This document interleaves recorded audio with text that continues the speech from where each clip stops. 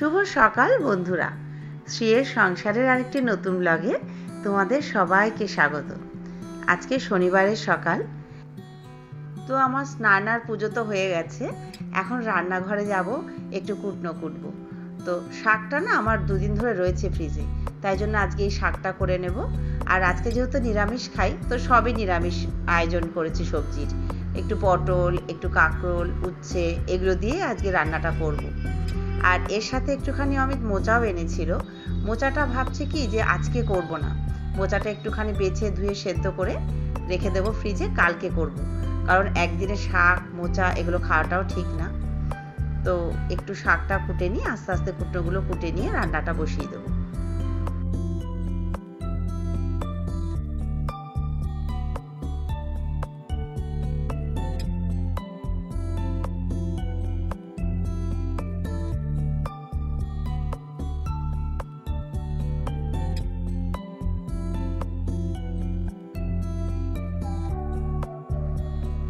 উচ্ছেটা দিয়ে না মটর ডাল করব। নিরামিষের দিনকে একটু সব কিছু অন্যরকম করেই হয়, তো ভালোও লাগে খেতে, তাই না? উচ্ছে দিয়ে মটর ডাল অনেক কিছু দিয়ে করি, লাউ দিয়ে করি, ঝিঙে দিয়ে করি, তো আজকে উচ্ছে দিয়ে করব। আর পটলটা আজকে আলু দিয়ে ডালনা করব না, একটু গাটা ছাড়িয়ে নিয়ে পোস্ত আর সর্ষে দিয়ে করব, মাখা মাখা করে।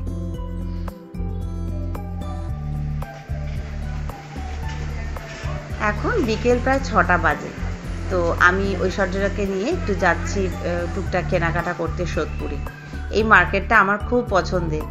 ছোটোখাটো হালকা পাতলা কিছু জিনিস, কিছুই না, একটু নাইটি, একটু ব্লাউজ, ওদের সবসময় পরার ঘরোয়া যে প্যান্ট, সেগুলোই কিনতে বেরিয়েছি। তার সাথে একটু মার্কেটটা ঘুরেও দেখছি। ঠাকুরের বলো, সংসারের বলো, টুকিটাকি জিনিস তো লাগেই, তাই একটু ঘোরাও হলো আর একটু কেনাকাটাও হলো। তো চলে এসেছি, এখন ব্লাউজ নিয়েছি একটা, আর নাইটিটা এখনো দেখবো না, পরে দেখবো, আগে ওদের প্যান্টটা কিনে নিই তারপর।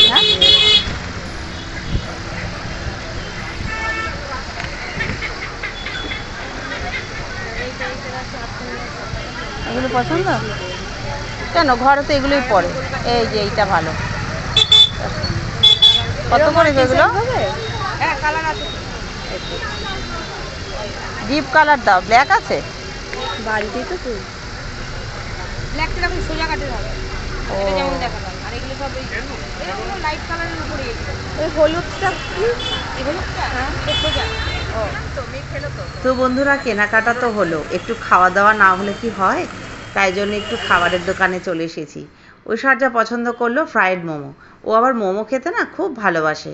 আর কিছুই নিল না, চাউমিন ছিল, বিভিন্ন রকমের রোল ছিল, বললো না আমি মোমোটাই খাবো। দিদিকে ফোন করলো, দিদি বললো না রে বোন, আমার ফিরতে ফিরতে দেরি হবে, তুই খা, আমি খাবো না।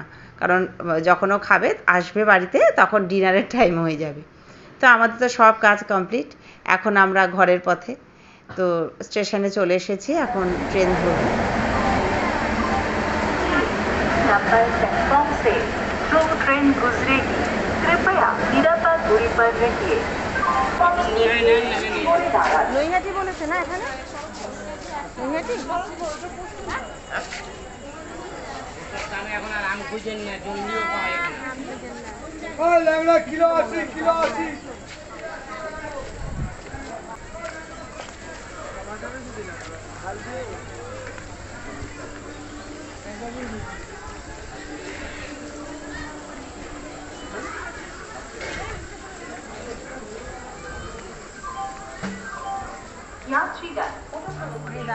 তো আজকে পরের দিন বন্ধুরা, রোববারের বিকেল, আজকে রথযাত্রা জগন্নাথ দেবের।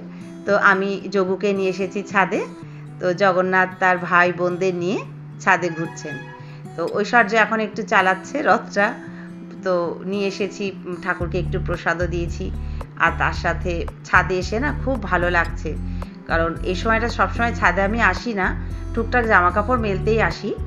তো আজকে এই সময়টা এসে বেশ ভালো লাগছে। আর রাস্তায় অনেক ছোট ছোট বাচ্চা, তারা রথ নিয়ে বেরিয়েছে।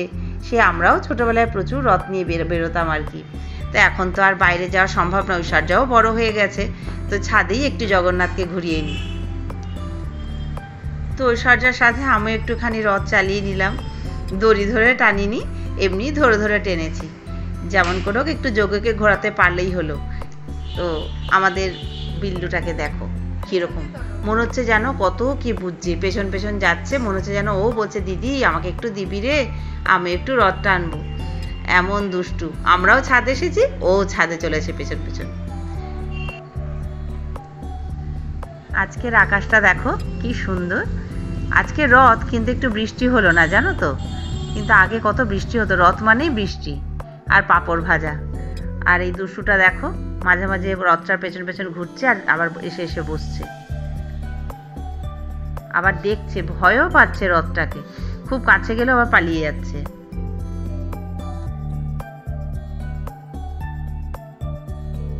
দেখো কি ও করবে, মানে শুধু কথাটাই বলতে পারে না, কত রকমের জোর অঙ্গি ভঙ্গি। দেখো একবার গা চুল করছে, আবার দেখছে, কিন্তু যেটাই করুক না কেন নজরটা ঠিক রথের দিকেই রয়েছে, মানে এইরকম।